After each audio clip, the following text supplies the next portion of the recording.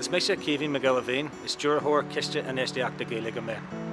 Tá muid Seo America de Taismstíomh an dulthán cinn atá deanta maidir leis an Gaeilge na Sé Chontae. Mar a bhí sibh sásta a rith na Phróiseas Síochána tacaíocht a thódhachaí, tá muid go dúil go mór go méid sibh sásta a rith an tacaí céarna a thódhachaí. We are currently supporting 16 projects on the ground in the north of Ireland. We have invested 3 million of our own money, which in turn has led to a further 6 million from a range of other sources. With your help and with your support, we hope we make a big difference on the ground at the Irish-speaking communities in the north of Ireland.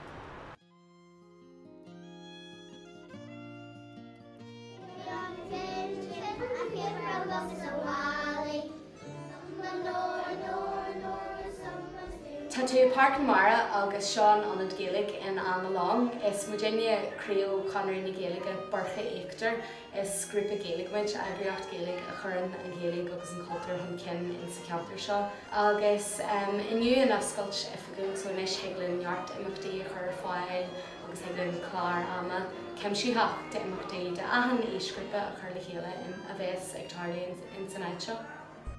Anis go bhfuil Parc Mara agin tá ifig agamsa agus tá mé ag obair ahan lá sa teachtain na san áit seo. Tá áit agin de cruníthe, tá áit agin de rangaí Gaeilge, tá leachtainna agin de grúpa tiismóir agus taithran agin go seachtainúil a bhíonn sa greachtal trí Gaeilge agus tá neart féidireachtaí an Feirste, so tá sé iontach áit a bheith agin híon.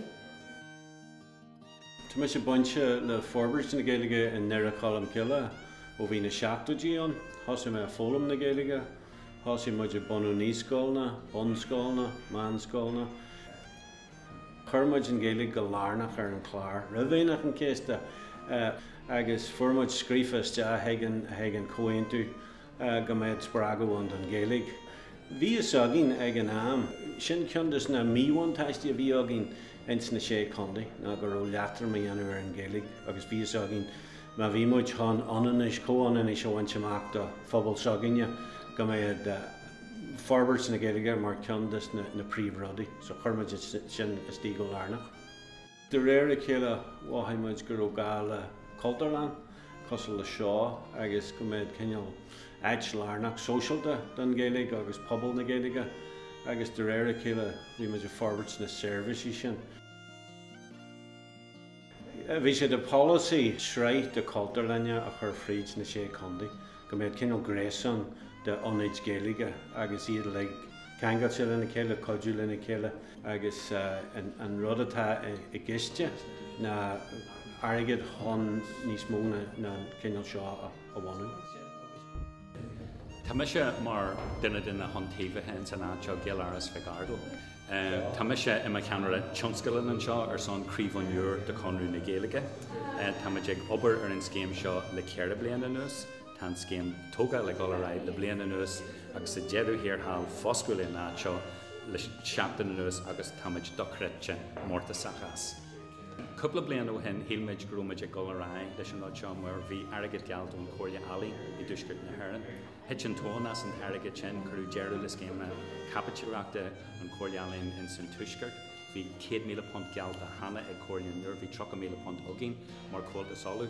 Bhí mar san népach ina riarmh cé hanagan ar an télann sin ach Ciste Infheistíochta Gaeilge bhí siad an mar chláánabhóirí just ag an bumaite dearnach agus bhí mar an áit seo a chur chun críocha le tacaíocht ufasan.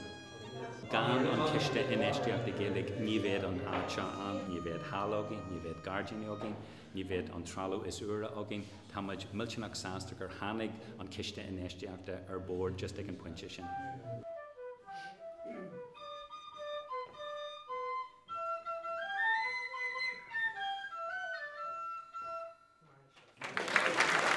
Fuairmuid airgid 20 míle punt Realtas na Bratnia nuair a bhí muid a ceantainna ag Caisleán Hillsborough a couple of bliain ó hen. Bhí muid ag smaoinú mar níl lán cultúir nó Gaeilge ón a rith an dúisceart. So tháinig an Ciste ón rud sin.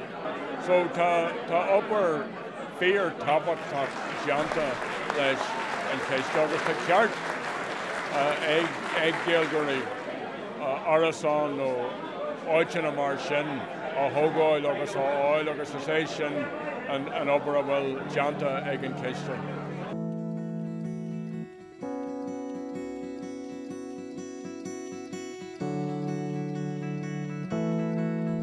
Leis an obair fad a bhí idir leabh agin daithín muid go tuilú spás agus eisna díthóirí.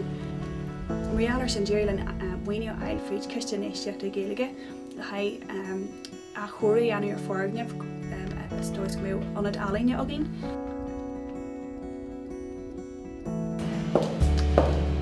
An san spás seo spás taismis a tugain agus bhí muid ab sinna agin thógáil agus bhí muid ab go tuilú Sé Chontae agus taismis alainne a dhéanamh san spás seo.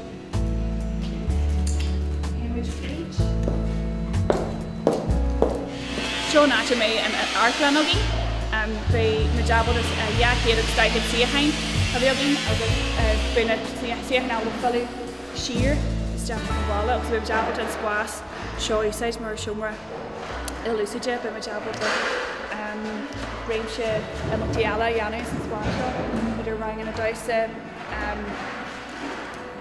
ceolcurma agus Thrí Sport a dhéanamh seo. Mbeal an takeíoh seo an Ciste Infheistíochta Gaeilge táimid an tothaí a chorthú don Gaeilge don phobal Gaeilge agus bhím jobda le chuid faoi go a dhéanamh a maihan seo.